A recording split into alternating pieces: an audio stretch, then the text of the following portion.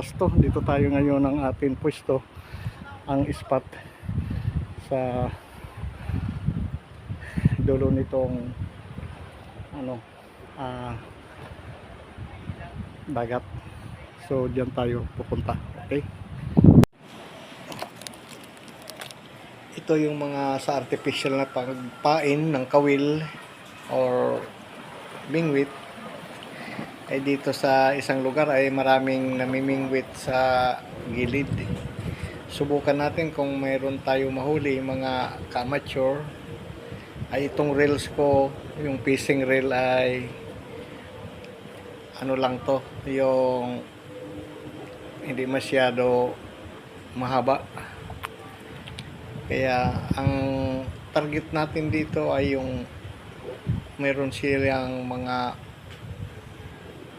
malalapad na isda katulad ng mga talokito. Yun ang kaniyang mga pampain dito sa area. Itong lugar ay maraming isda, kaya lang yung iba ay maraming nabubulabog na. Kailangan maaga pa dito, mga alas 6 hanggang alas 9 ng umaga. Ayan, sinubukan natin na ihagis o para siyang wala pang nag-i-strike.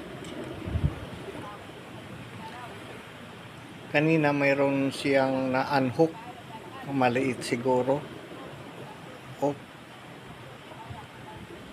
parang sumabit sa mga coral. Ang lalim kasi dito nasa 9 meters itong gilid ng dagat. So abangan na lang natin mamaya mga kapising amateur kung meron tayo mahuli. At ito yung kasamahan ko dito sa kabila, marami kami.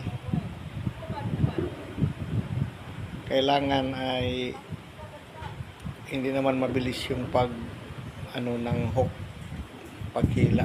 Ayun, sumabit kasi yung hook ko, mga ka-amateur, naputol.